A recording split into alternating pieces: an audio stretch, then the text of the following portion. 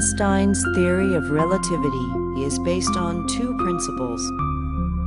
The first principle is that if you have two objects and nothing else,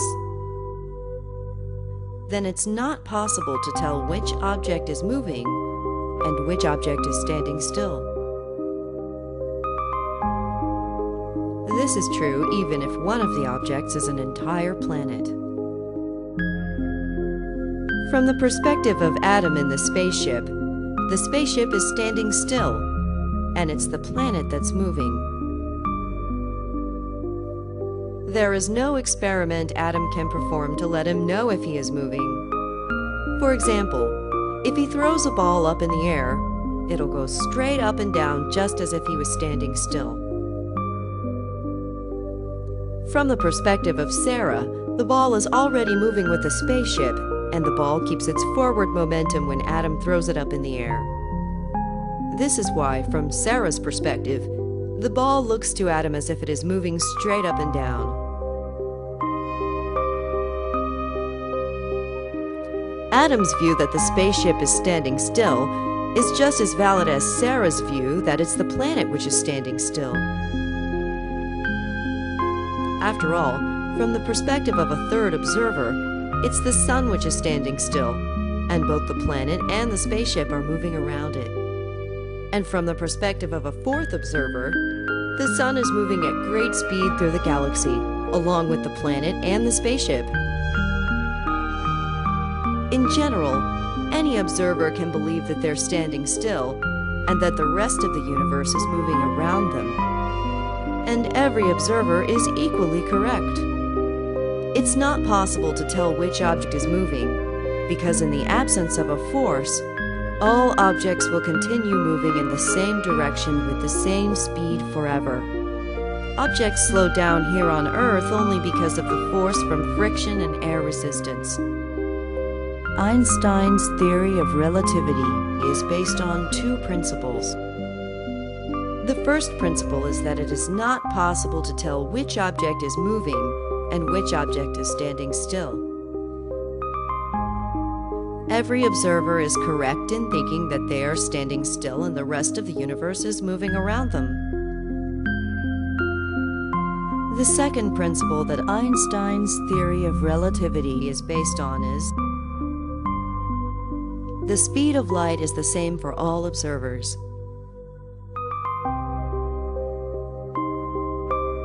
Suppose Adam fires a laser at the ground, which bounces off a mirror, and he measures the time it takes for the light to return to the spaceship.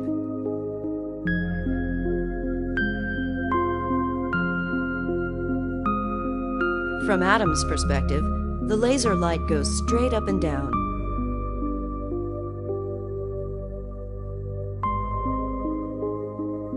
From Sarah's perspective, the laser light follows a V-shaped path.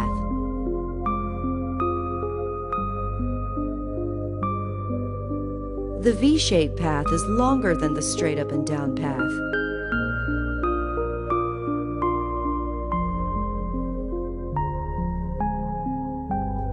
Since the speed of light is the same for all observers, from Sarah's perspective it takes a longer amount of time for the laser light to return to the spaceship.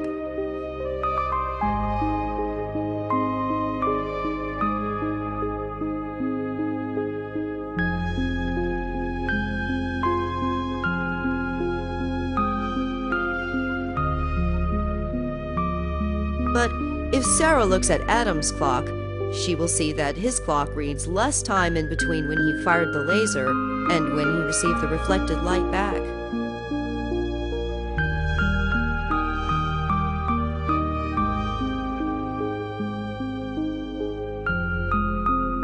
This means that Sarah will see Adam's clock running slower than her own clock.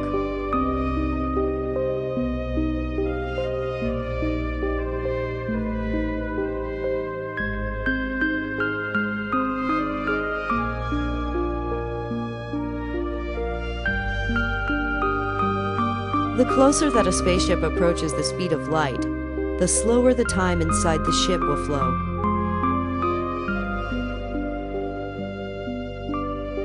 If the speed of the spaceship was equal to the speed of light, then time inside the ship would stop altogether. No matter how fast the spaceship travels, Adam will never notice that time for him is going slower. Everything is slower by the exact same amount, including the speed of his thoughts. So time for Adam appears to be flowing normally.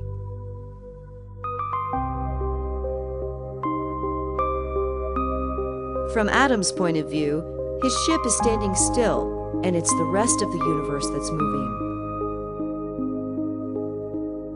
Therefore, Adam will think that everyone else's clocks are moving slowly.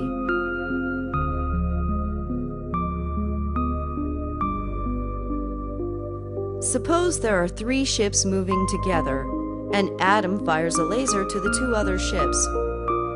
From Adam's perspective, all 3 ships are standing still, and the 2 other ships will receive the laser light at the same time.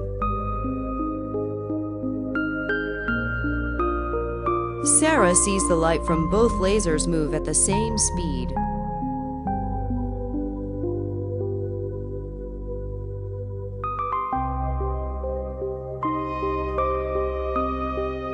Therefore, Sarah will see the left ship receive the laser light before the right ship.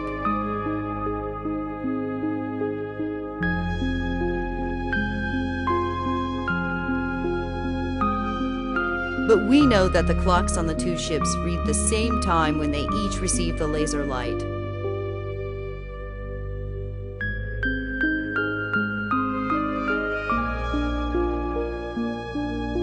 This means that Sarah must see the clock on the left spaceship running ahead of the clock on the right spaceship.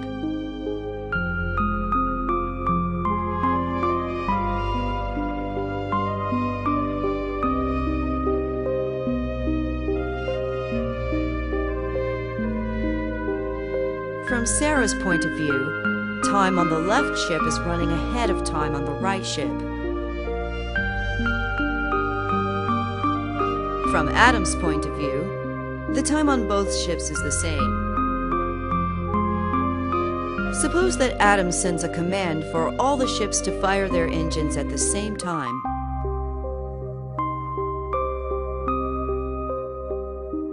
From Adam's point of view, all the ships accelerate together, and the distance between them stays the same. From Sarah's point of view, time on the left ship is running ahead of time on the right ship. Sarah will see the left ship accelerate first, and the right ship accelerate last, and the distance between the ships will shrink. Each spaceship can be thought of as being made up of smaller spaceships, with the distance between them shrinking as they move faster.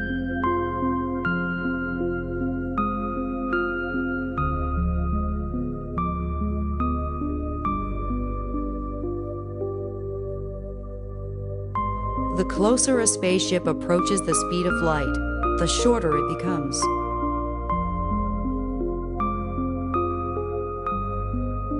No matter how fast the spaceship travels, Adam will never notice that his spaceship has gotten shorter.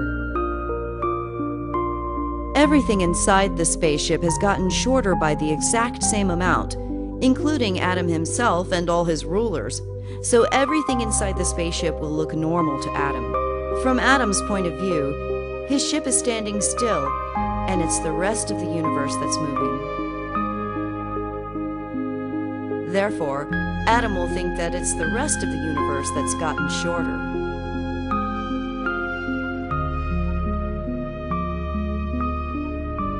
If Adam is moving at almost the speed of light, then from Sarah's point of view, time inside Adam's ship will almost stop completely. From Sarah's point of view, Adam will travel the length of the entire universe while his clock moves forward by only a few seconds.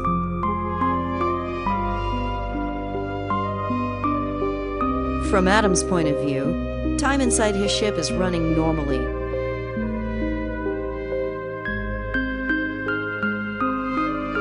To Adam, the length of the universe passes in a few seconds because the length of the entire universe has shrunk to almost zero.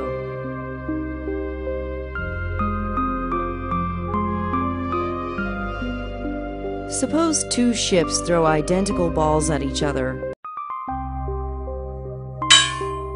The balls bounce off each other and return to each ship. From Sarah's point of view, time on Adam's ship is moving slowly. From Sarah's point of view, Adam throws his ball much more slowly. From her point of view, Adam's ball and everything on Adam's ship must have more mass. Otherwise, Adam's ball wouldn't have had enough momentum to cause her ball to bounce back. This is the meaning of E equals mc squared. As an object moves with more energy, its mass increases.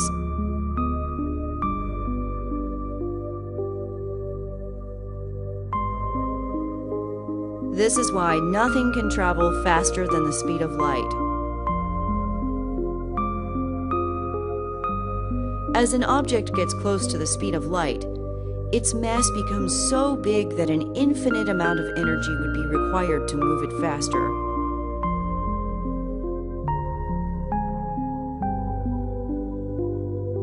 So far, we've only been talking about cases where Adam's ship moves without changing speed.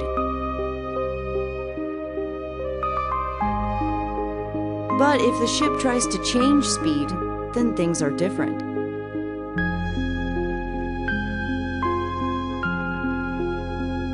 When Adam fires his rockets, the acceleration causes him to be thrown back in his seat.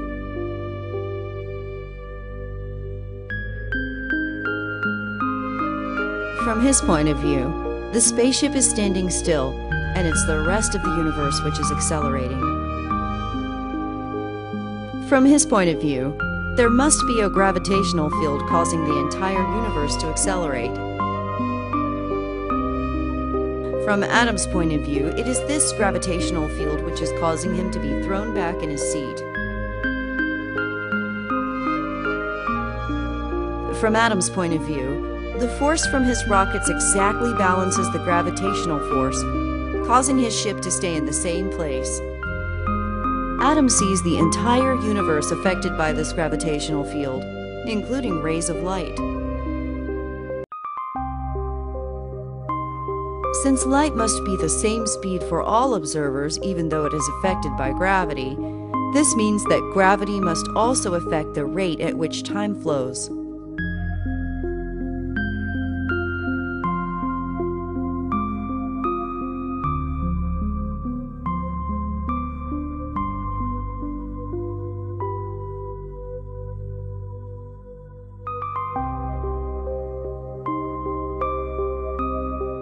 If Adam travels near the speed of light, then time on his ship will flow very slowly.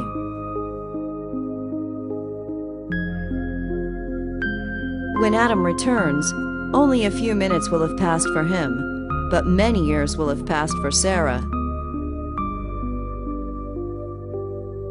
From Adam's point of view, he's standing still, and it's time on Earth which is moving slowly. When Adam fires his rockets to turn around, he will think there is a gravitational force causing him to remain still and causing the Earth to accelerate towards him. From Adam's point of view, this gravitational field is causing time on Earth to run faster than time on his ship.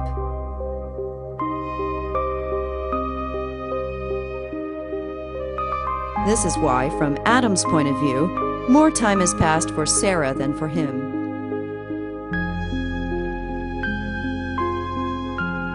Gravity is not a force, but a curvature in space-time. Objects with mass cause a curvature in space and time. There only appears to be a force, when in reality everything is just following straight lines. In the case of a black hole, the curvature becomes infinite. Not even light can escape. Near the black hole, time stops altogether. The opposite of a black hole is a white hole. We've observed many black holes, but we know of only one white hole. The only white hole we know of is the Big Bang, which created our known universe.